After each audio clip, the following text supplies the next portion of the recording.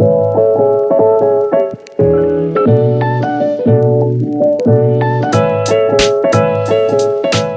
everyone, it's Nelson. I'm back this week with our second video, and this one is specifically on how to do the personal essay.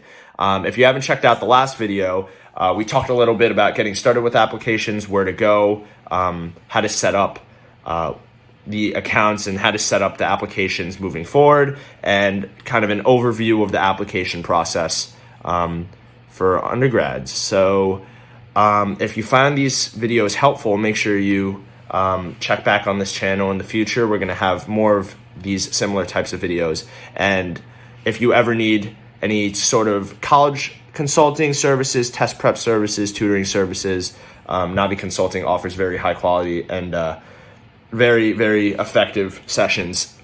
I wanted to get started this week with kind of what the personal essay is. So typically with the applications, you will be given a prompt.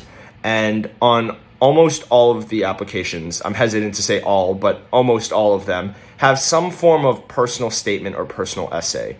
And for the Common App, there's actually a few prompts, which you'll see on the screen right now. And you'll see that the last option is kind of open for you to interpret and open for you to write about whatever you feel that you want to write about.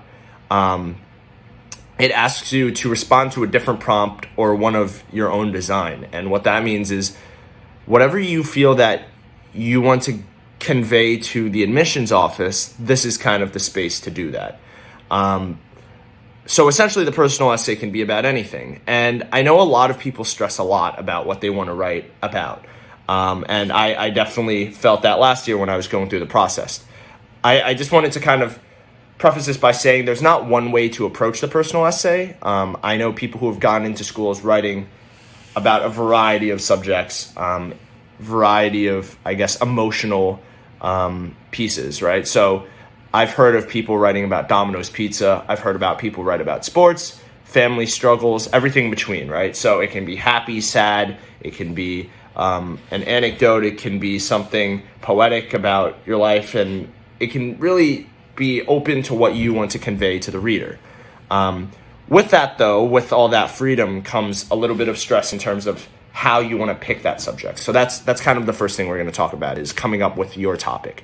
I just want to remind you that with this, it's very, very important to stay true to yourself, right? And you want to make sure that the personal essay tells the reader something about you, not just a place, an event, or a time, right? If you want to talk about, say, a trip you made to China, right? That's cool. That's something totally worthwhile to write about. But we want to make sure that we're not just writing necessarily about China, right? We're writing about how that trip and how China has impacted me as a person.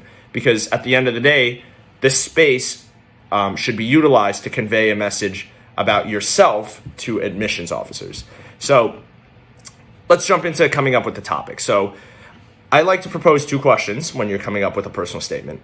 Number one, what makes you you, right? What is something that is unique to you? What is something that you do that you think most people don't do? And the second thing is, what are some things that you love? Activities, places, fields of study, people, anything. What do you love, right? Because it's very easy to write about things we love or things that we care about. And those two things, I think, tie together very nicely, because it's the things that you love that make you unique, right? So what do these things tell us about you in a broader sense? Does it tell us about the strength of your character, your personality, who you are as a student, who you are as a friend, a peer, as a tutor, a mentor, whatever it may be? You want to tell me about you. So come up with a list of things that you would consider writing about on your personal statement, and kind of decide which ones are the most meaningful to you, the ones that highlight the best parts of you, and identify those. Now, if you can't decide between multiple ideas, say you've narrowed it down to 3 or 4 ideas, just write multiple essays. Instead of sitting there and trying to figure out which one you think would be the most effective, I think sometimes it's more worthwhile to just write all 4 of them and then pick one that you think would be the most effective. So I'm going to provide you an example. This one I did not actually write about, but this is something that I recently picked up. It's a hobby. It's running. And I'm not the greatest runner. I'm not very fast. I don't have the greatest endurance, but it's something I enjoy doing. It's not something very special either, right? It's not something very unique to me. Plenty of people run. But it does tell you a little bit about my character. And what I mean by that is, if I were to write this essay, I would talk about how I really enjoy the feeling of pushing my body, and my mind is telling me, stop running, quit, it hurts, stop. But pushing through that pain and pushing through that kind of inevitable pain is something that I enjoy doing because I ultimately like to see my goals being attained. So that's one example. My other example, which is what my actual Common App essay was about, is traveling. So I've traveled to East Asia like dozens of times. I've enjoyed every trip. I've been kind of down the coast of East Asia, from Japan, down China, Korea. I've been into Southeast Asia, and it's something I think is very unique that I think most of my peers are unable to do or have not done. And I kind of talked a little bit about the lessons I learned in the different countries. So what did I take away from China? What did I take away from Japan? What did I take away from Korea? What did I take away from Malaysia? What did I take away from these different places? And both of these essays are very different, right? One is very unique, and it's not very strong on the character development aspect at first glance, which is the East Asian essay, right? It's something very, very unique that not many other people have done, but unless I go into what I've learned about myself in each of these countries, it's something that doesn't really develop my character too much.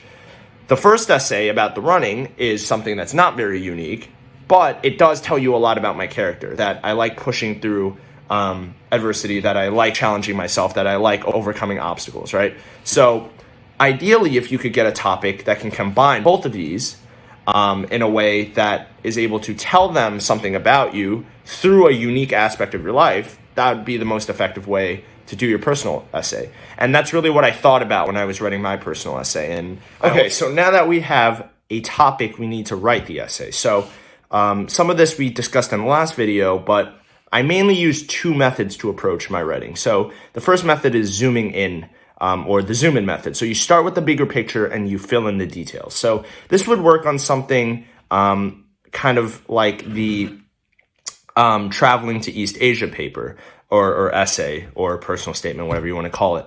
And the reason that is because there's a clear chronological a chronological order to the events, right? So I first went to Japan, I then went to Korea, I then went to China, I then went to Malaysia, whatever it is.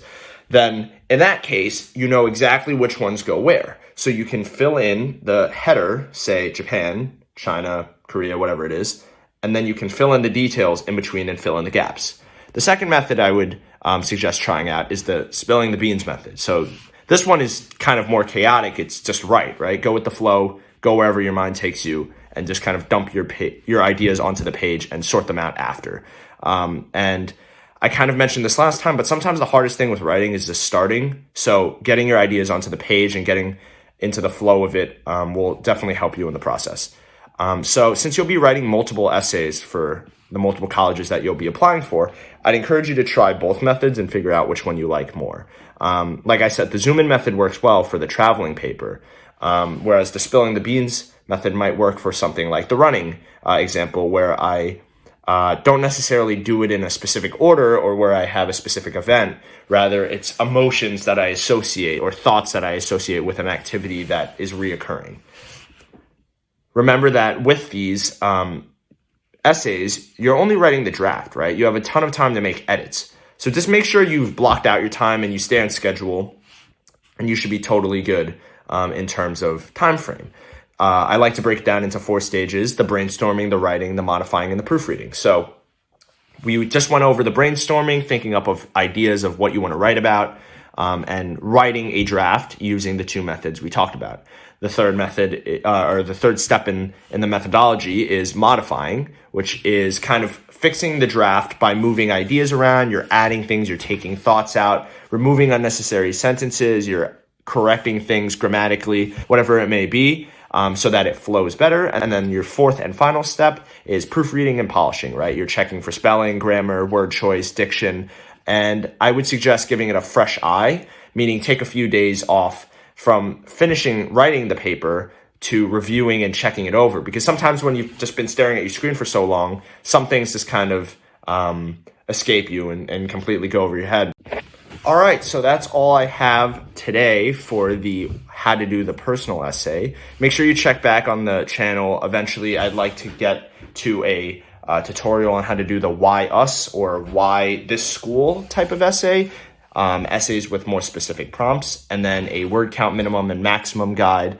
And I have a ton of ideas for these videos, and I'd love to hear your feedback. But remember that you can always check out Navi Consulting for any further help, whether it's college consulting, tutoring, test prep. They offer great services at a great rate. So thank you, and hopefully I'll see you next time.